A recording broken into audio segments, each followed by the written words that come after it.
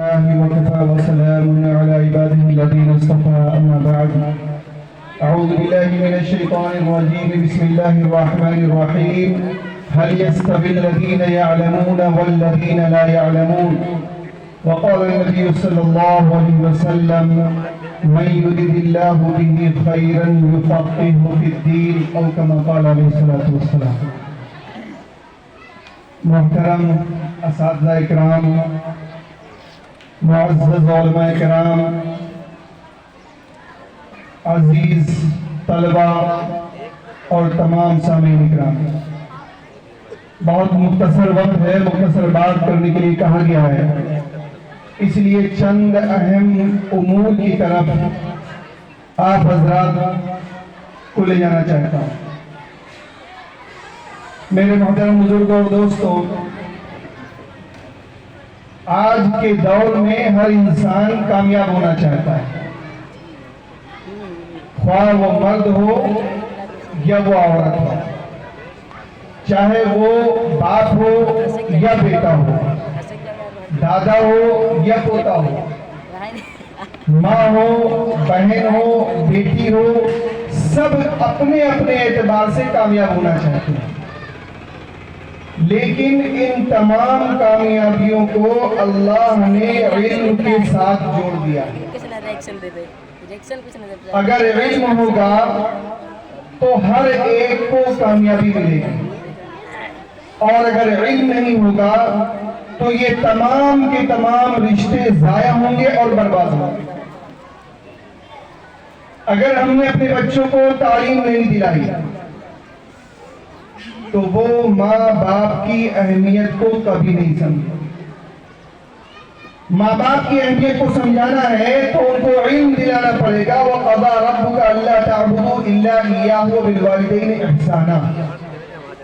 جب علم حاصل کریں گے تو قرآن کی اس آیت کو پڑھیں گے، ماں باپ کے ساتھ کیا سلوک کرنا چاہیے اس بات کو سمجھیں گے، معاشرے میں کیسے رہنا چاہیے اس بات کو سمجھیں گے۔ اللہ تبارک تعالیٰ نے یہاں تک فرما دیا وَلَا تَقُلْ لَهُمَا اُفٍّ۔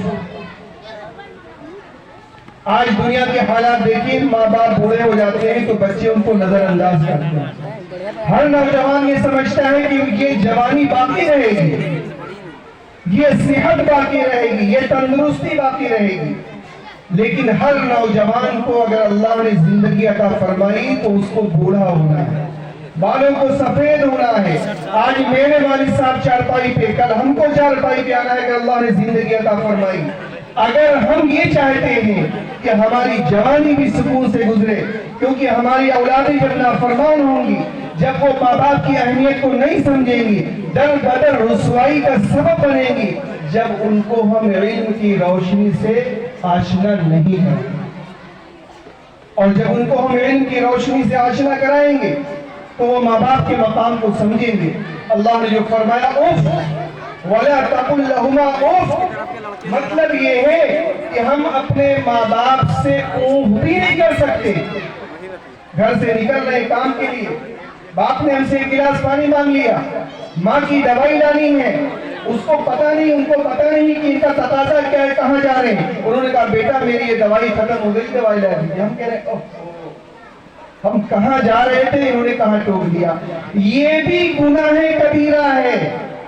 وَلَا تَقُلْ لَهُمَا اُفٍّ، اُف بھی نہیں کر سکتے۔ یہ چیزیں ہمیں کم میسر ہوں گی جب ہم اپنے بچوں کو علم حاصل کرائیں۔ اللہ تبارک تعالیٰ نے قرآن کریم میں یہ فرمایا کہ اللہ جس کے ساتھ بھلائی کا ارادہ فرماتے ہیں اس کو دین کی سمجھ عطا فرماتے ہیں۔ میرے نبی پاک صلی اللہ علیہ وسلم نے بھی کئی بات فرمائی، مَن يُرِدِ اللَّهُ بِهِ خَيْرًا يُفَقِّهْهُ فِي الدِّينِ۔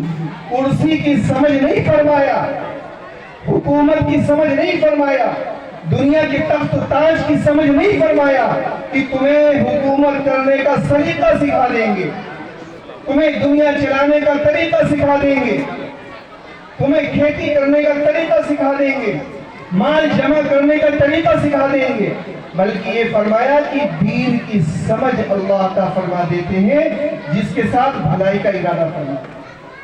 اور جب اللہ بھلائی کا ارادہ فرماتے ہیں، دین کی سمجھ عطا فرماتے ہیں، تو آپ حضرات دیکھیں گے کہ وہ صحابہ جن کو بکریاں چرانے نہیں آتی تھی، اس دنیا کے تہائی حصے پر، چوتھائی حصے پر انہوں نے حکومت کی ہے۔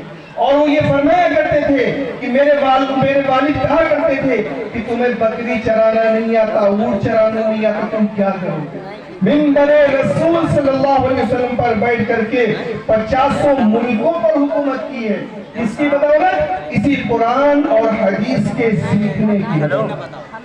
جب قرآن سیکھا تو بیٹیوں کو حق ملا، جب قرآن سیکھا تو ماں باپ کو حق ملا، جب قرآن سیکھا تو بھائی نے بھائی کو حق دیا، جب قرآن سیکھا، حدیث کو سیکھا تو پڑوسی نے پڑوسی کو حق دیا۔ غرض یہ کہ ہمارا اور آپ کا معاشرہ جنت کا ماحول بن گیا، جنت کا ایک حصہ بن گیا۔ یہ کب ہوا؟ جب دین کو سیکھا، دین کو سمجھا۔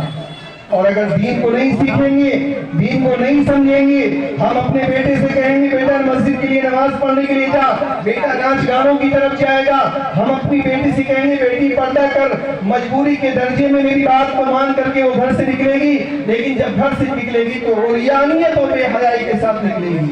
ہم اس سے کچھ چاہیں گے، وہ کچھ چاہے گی، ہم اللہ اس کے رسول کی بات کریں گے، لیکن جو صحیح تعلیم دلانے کا ٹائم تھا جب وہ نکل جائے گا تو ہماری کوئی بات اس پر اثر نہیں کرے گی۔ اس لیے میرا دینوں اور دوستو، دین بہت اہم ہے۔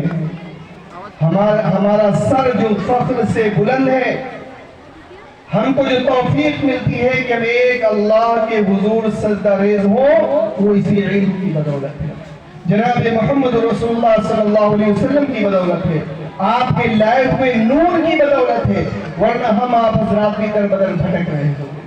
اس لیے میرے عزیزوں اور دوستو، علم کی اہمیت کو سمجھیے، علم کی اہمیت کو جانیے۔ ابھی بہت سارے ہمارے علماء حضرات تشریف فرما ہیں، انشاءاللہ ان کا بیان ہوگا۔ انہی چند کلمات کے ساتھ باقی کے ساتھ اپنی بات کو ختم کرتے ہیں۔ وما علینا الا البلاغ۔